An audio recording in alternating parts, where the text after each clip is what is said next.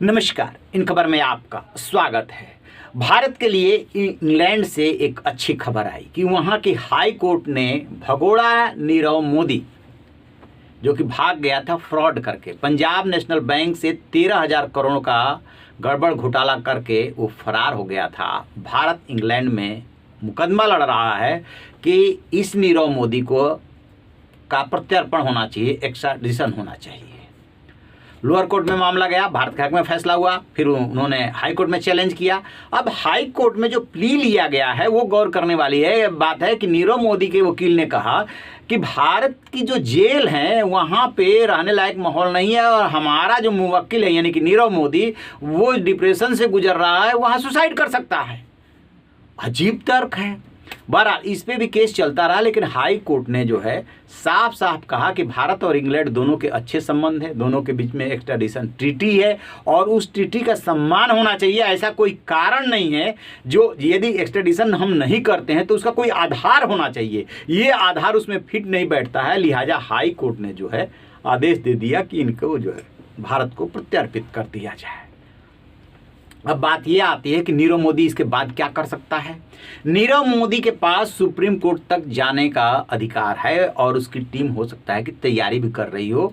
14-15 दिन के अंदर जो है, शुरू के 2 हफ्ते के अंदर ये अधिकार होता है जाने के लिए। लेकिन जो ग्राउंड लोअर कोर्ट और हाई कोर्ट में एग्जिस्ट कर रहा है वही ग्राउंड जो है सुप्रीम कोर्ट में भी एग्जिस्ट करेगा। लिहाजा अब नीरव मोदी का बचना बहुत मुश्किल है। आपको याद है ना, नीरव मोदी मेहुल चौकसी जो उसका मामा है उसके साथ मिल करके 13,000 करोड़ की शपथ लगाई पंजाब नेशनल बैंक को। देश में तहलका मच गया था। उस समय इस मोदी सरकार से सवाल पूछे गए थे कि आखिरकार कैसे इतना बड़ा घोटाला करके मामा और भांजे जो है देश छोड़ के जाने में कामयाब हो गए और सरकार के नाक के नीचे से गए, किसी को पता ही नहीं चला। और कैसे ये घोटाला हुआ था? ऋण पत्रों के जरिए ये घोटाला हुआ था।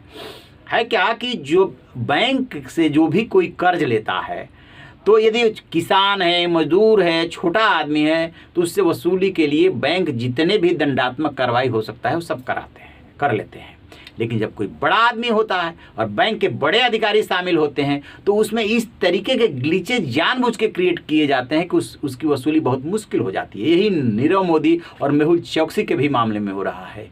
तो अब जो है कुछ उम्मीद जगी है कि नीरव मोदी वहाँ से आएगा और जो है यहाँ पे कार्रवाई होगी। जब कोई भाग जाता है तो जो भारतीय अदालत है उसमें मुकदमा तो चलता रहता है, लेकिन जब तक वो पेश नहीं होगा, उसे लाया नहीं जाएगा तो सज़ा आप दे भी देंगे तो फिर उसका क्रियान्वयन कैसे होगा। और इस मामले में नीरव मोदी और उसका मामा जो है मेहुल चौकसी दोनों भागे हुए हैं और वो तो लंदन में, ब्रिटेन में जो है शरण लिए हुए था और अपने हिसाब से पैसों के दम पे तरह तरह के तर्क दे करके, झूठ बोल करके और बचने की कोशिश कर रहा है। लेकिन अब उसका बचना मुश्किल है। जैसे इसको लेकर के अपडेट मिलेगा आपसे साझा करेंगे। रहिए ना बेखबर, देखते रहिए इन खबर। Thank you.